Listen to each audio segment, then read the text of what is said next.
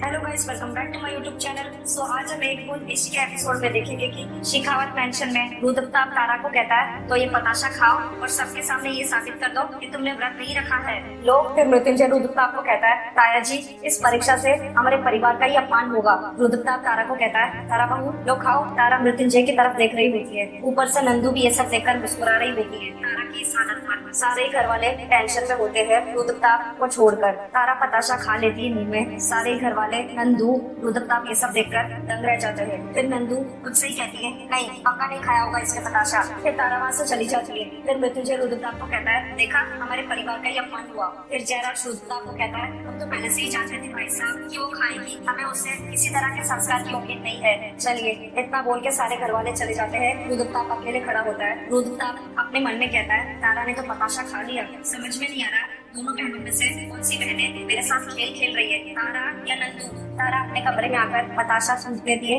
फिर इतने में मृत्युंजय उसके पास आता है और उससे कहता है, अच्छा हुआ तुमने पताशा खा लिया, व्रत टूटने की फिक्र मत करना। तारा मृत्युंजय को थूका हुआ बताशा दिखाती है टिश्यू पेपर पर। फिर तारा मृत्युंजय को कहती है, मैंने पताशा नहीं खाया और मैं व्रत रख रही हूँ। ये देखकर मृत्युंजय खुश हो जाता है। मृत्युंजय भावुक होकर तारा को कहता है, ठीक है सब मंदिर चले गए हैं, तुम भी जल्दी से तैयार हो जाओ, हमें हबीबगंज पहुँचना है। तारा भावुक होकर मृत्युंजय को कहती है, नहीं तुम नहीं आ रहे मेरे साथ। फिर तारा मृत्युंजय पूछता है, क्यों क्या हुआ। फिर तारा गुस्से से मृत्युंजय को बताती है, नंदू का कुछ अता पता नहीं है और जिस तरह से रुद्रप्रताप ने मुझे ये पताशा दिया खाने को, मुझे लग रहा है उससे शक हो गया है। फिर मृत्युंजय तारा को कहता है, शक हुआ है तो होने दो, हम उसके शक को गले की हड्डी बना देंगे, जो ना उगलते बनेगी ना निगलते बनेगी। फिर मृत्युंजय तारा को कहता है, सुनो अब वो सब छोड़ना बंद कर दो, तैयार हो जाओ, मैं अपनी प्यारी बीवी को अपने साथ मंदिर ले जाऊंगा। सुनो प्लीज जल्दी से तैयार हो जाओ, हमें सबके घर लौटने से पहले लौटना है, मैं नीचे तुम्हारा इंतजार कर रहा हूँ। इतना बोल के मृत्युंजय वहाँ से चला जाता है। मृत्युंजय नीचे तारा का बेसब्री से वेट कर रहा होता है टाइम देखते हुए। फिर इतने में तारा लाल साड़ी पहनकर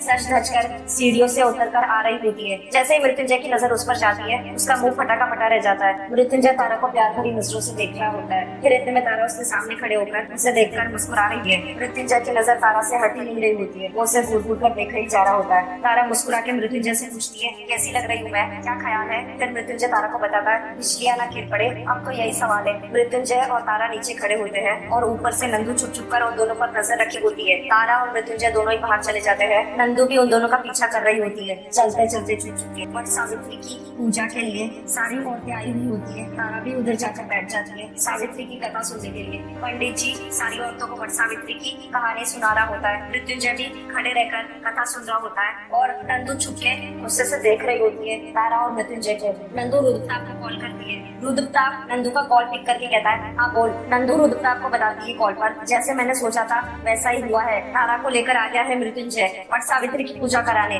लक्ष्मी नारायण मंदिर, हबीबगंज और शंगा बाथरूम। रुद्रप्रताप कॉल पर नंदू को कहता है, ठीक है हम पहुँचते हैं। नंदू कॉल पर कहती है, इंतजार कर रही है। रुद्रप्रताप कॉल कट कर देता है। पंडित जी सारी औरतों को कहता है, इस तरह ये कथा समाप्त हुई, अब आप सभी औरतें पूजा कर सकती हो। एक एक औरतें पेड़ के पास जाकर धागा बांधने लगती है। सारी औरतें पेड़ के चक्कर लगा रही होती है धागा बांधे पेड़ पर। मृत्युंजय तारा को प्यार भरी नजरों से देखे जा रहा होता है। फिर इतने में चलते चलते अचानक से तारा का सर घूमता है, उसे चक्कर आने लगते हैं। मृत्युंजय उसके पास आता है और उससे पूछता है, तारा क्या हुआ। तारा मृत्युंजय को बताता, पता नहीं अचानक चक्कर सा आ गया। फिर मृत्युंजय तारा को बताता है, तो आएगा ही ना, खाया पिया कुछ नहीं तुमने, भूखी हो कब से, रुको। इतना बोल के मृत्युंजय तारा को अपनी बाहों में उठा लेता है। फिर तारा मृत्युंजय को कहती है, अरे ये क्या कर रहे हो मृत्युंजय, तो मुझे परिक्रमा भी तो करनी है ना। फिर मृत्युंजय मुस्कुरा के बताता है तारा को, करेंगे ना। साथ साथ नंदू छुप छुप के तारा और मृत्युंजय को देखकर मुंह बना रही होती है। मृत्युंजय तारा की मदद करता है परिक्रमा करने में, उसे अपनी बाहों में उठा के वो पेड़ के चक्कर लगा रहा होता है धागा बांधते हुए, और तारा अपने हाथ में धागा पकड़े हुए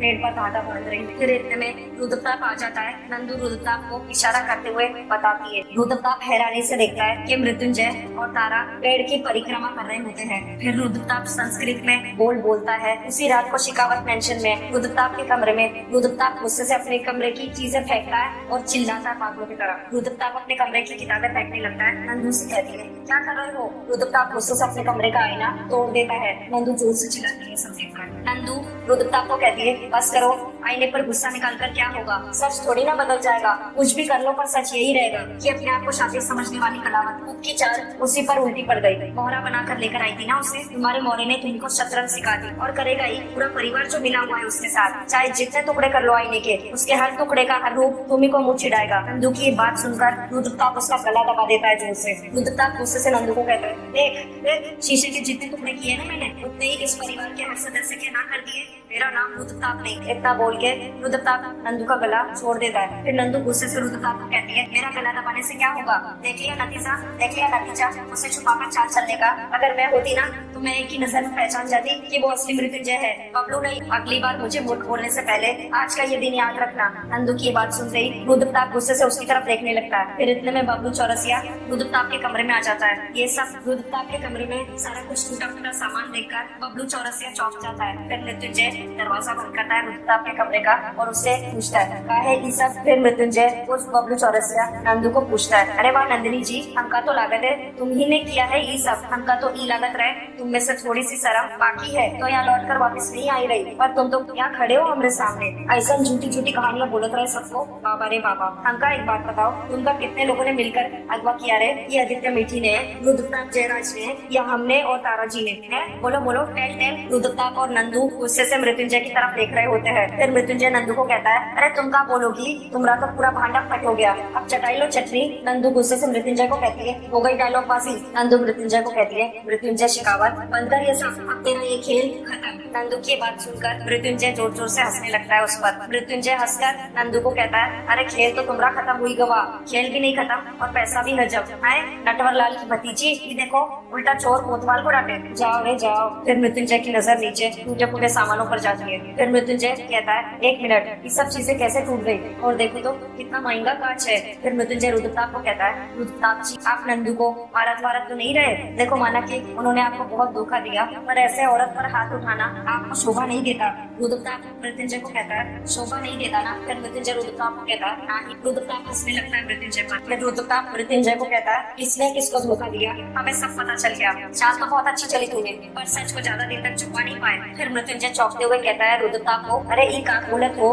रुद्रताप गुस्से से मृत्युंजय के हाथ से कांच का टुकड़ा छीन लेता है और उसे कहता है, यहाँ देख, यहाँ तुझे तारा के साथ वट सावित्री का व्रत करते हुए देख चुके हैं हम। फिर मृत्युंजय रुद्रताप को कहता है, हाँ तो ये तो अच्छी बात है ना, हमरे बताने से पहले तुमको मालूम हुई गवा। रुद्रताप गुस्से से मृत्युंजय को कहता है, बंद करिए नाटक। इतना बोलकर रुद्रताप गुस्से से मृत्युंजय का गला दबाने लगता है। रुद्रताप गुस्से से मृत्युंजय को कहता है, उस दिन तू हमारे हाथों से कैसे बच गया हम नहीं जानते, लेकिन आज तू हमारे हाथों से नहीं बचेगा। मृत्युंजय चिल्लाने लगता है। फिर इतने में जयराज की आवाज आती है, भाई साहब। ये सब देखकर रुद्रताप टेंशन में आ जाता है। जयराज जैसे ही कमरे में आता है, जयराज नंदू को देखकर कहता है, नंदू तुम कब आए, कौन सा नया खेल खेलने की सोच रही हो तुम अब? हाँ खैर, तुम्हारे किसी भी खेल से हमें कोई मतलब नहीं। फिर जयराज रुद्रताप से पूछता है, ये सब क्या है भाई साहब? फिर मृत्युंजय जयराज को बताता है, ये सब नंदिनी ने किया, पता नहीं ताया जी को अपना गुस्सा दिखा रही थी। फिर जयराज कहता है, खैर छोड़िए। जयराज रुद्रताप को कहता है, भाई साहब आप हमारे साथ चलिए, जो हमने सोचा नहीं था वो हो गया, चलिए। जयराज रुद्रताप और नंदू दोनों वहाँ से चले जाते हैं और मृत्युंजय भी वहाँ से चला जाता है। तारा जैसे ही नंदू को देखती है वो चौंक जाती है और कहती है, नंदू। तारा नंदू को देखकर खुश होती है और कहती है, नंदू तू वापस आ गई,